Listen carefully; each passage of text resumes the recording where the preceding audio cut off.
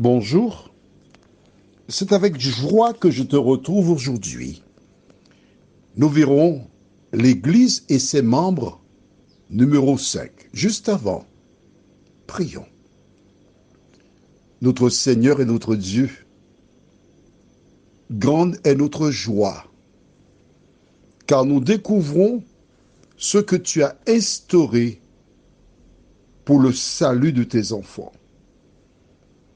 Saint-Esprit, merci de nous conduire dans toute la vérité et que nous puissions retenir l'enseignement biblique au nom de Jésus et pour ta gloire éternelle. Amen. Allons au livre de 1 Samuel chapitre 2 et nous lisons les versets 12 à 17. Les fils d'Élie étaient des hommes pervers. Ils ne connaissaient point l'Éternel. Et voici quelle était la manière d'agir de ces sacrificateurs à l'égard du peuple. Lorsque quelqu'un offrait un sacrifice, le serviteur du sacrificateur arrivait au moment où l'on faisait cuire la chair, tenant à la main une fourchette à 3 dents.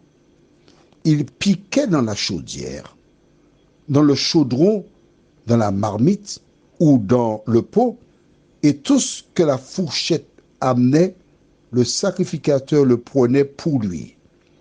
C'est ainsi qu'il agissait à l'égard de tous ceux d'Israël qui venaient là à Silo.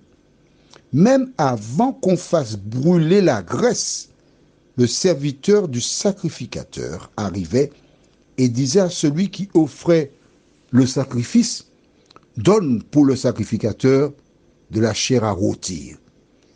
Il ne recevra de toi point de chair cuite, c'est de la chair crue qu'il veut. » Et l'homme lui disait, « Quand on aura brûlé la graisse, tu prendras ce qui te plaira. » Le serviteur répondait, « Non, tu donneras maintenant, sinon je prends de force. » Ces jeunes gens se rendaient coupables devant l'Éternel de très grands péchés parce qu'ils méprisaient les offrandes de l'Éternel. Dieu avait instauré un mode opératoire.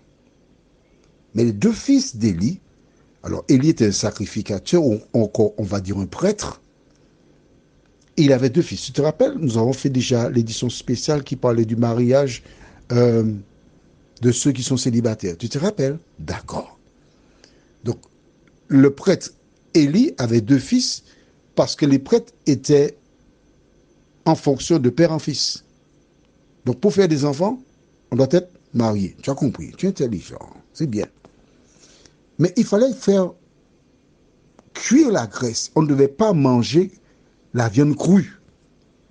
Mais ces deux jeunes gens avaient décidé de faire ce qui leur semblait bon. Ils passaient outre. Le père était au courant. Un jour, Dieu donna à Samuel la sentence. Mais continuons. Dans 1 Samuel 3, versets 11 à 14. Il faisait d'autres choses à part ça, hein? Mais je ne lirai pas ça pour toi, ça pourrait te donner des idées. Bon, 3, versets 11 à 14. Que faisait-il encore? C'est chenapan. Alors l'Éternel dit à Samuel, « Voici, je vais faire en Israël une chose qui étourdira les oreilles de quiconque l'entendra. En ce jour, j'accomplirai sur Élie tout ce que j'ai prononcé contre sa maison.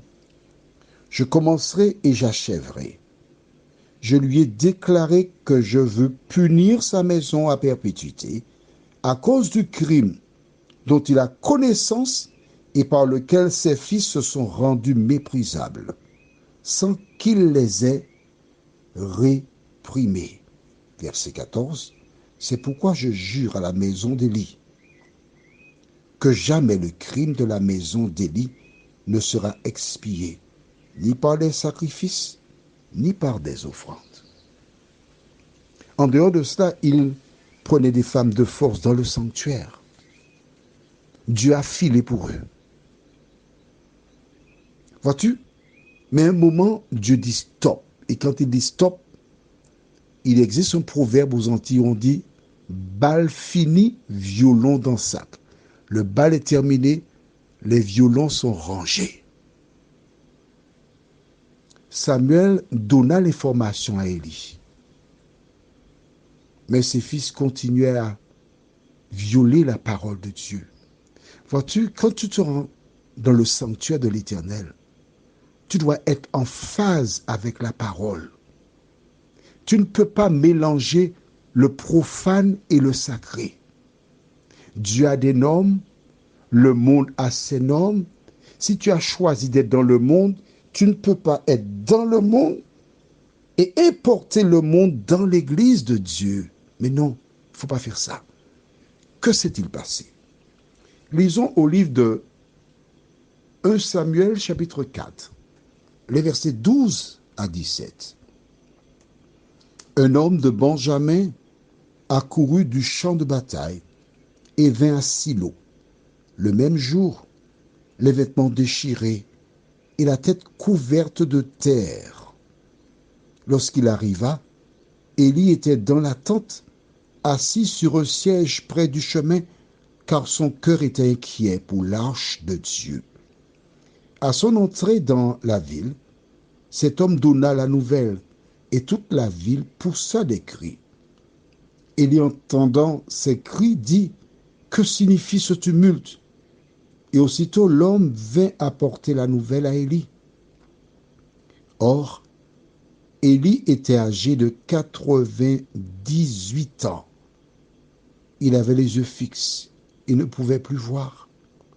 L'homme dit à Élie, « J'arrive du champ de bataille, et c'est du champ de bataille que je me suis enfui aujourd'hui. » Élie dit, « Que s'est-il passé, mon fils ?» Celui qui apportait la nouvelle dit en réponse, « Israël a fui devant les Philistins, et le peuple a éprouvé une grande défaite.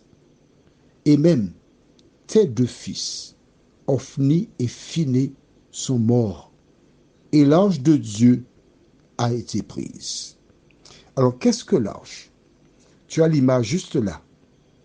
L'arche, c'était un meuble, une sorte de buffet, qui était porté que par les Lévites, sacrificateurs. Il faisait partie donc de la tribu de Lévi. Dans cette arche, il y avait les 2 tables de la loi, donc les 10 commandements, gravés sur une table de pierre. Il y avait un petit pot dans lequel il y avait de la manne et la verge d'Aaron, la verge de bâton d'Aaron. C'est un bâton qui avait été placé devant l'Éternel dans le sanctuaire, tandis qu'il y avait une révolte et chaque prince de chaque tribu avait déposé sa verge.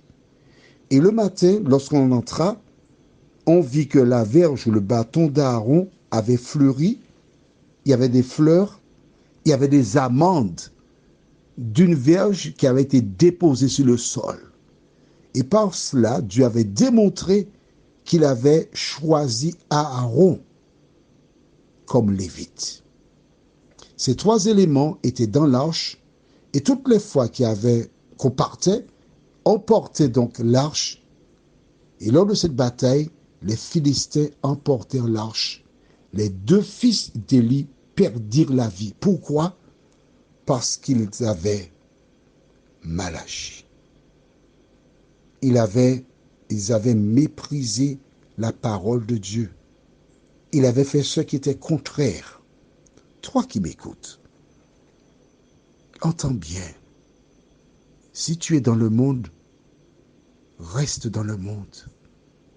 Mais si tu viens dans le temple de Dieu, n'emmène rien d'interdit, car tu peux perdre la vie. Prions. Notre Seigneur et notre Dieu. Dans l'Ancien Testament, nous voyons comment ces 2 hommes, Ophni et Phiné, perdirent la vie. Parce qu'ils agirent en ennemis de ta parole. Seigneur, demain, nous verrons, si tu nous prêtes vie, dans le Nouveau Testament, un récit qui montre ce qui arrive à des personnes qui prennent Dieu à la légère. Merci de nous aider, Seigneur, à prendre conscience des risques et à ne plus apporter l'interdit au sein de l'Église, nous t'en prions. Au nom de Jésus et pour ta gloire éternelle. Amen. Il nous reste pas beaucoup, juste 3 études pour terminer cette série sur l'homosexualité. Tu as bien vu que jusqu'à présent, je me suis contenté de te présenter ce que dit la parole et les conséquences quand nous n'appliquons pas la parole. Je te souhaite une bonne journée et que l'Éternel continue de diriger tes pas. À demain, si Dieu nous prête vie.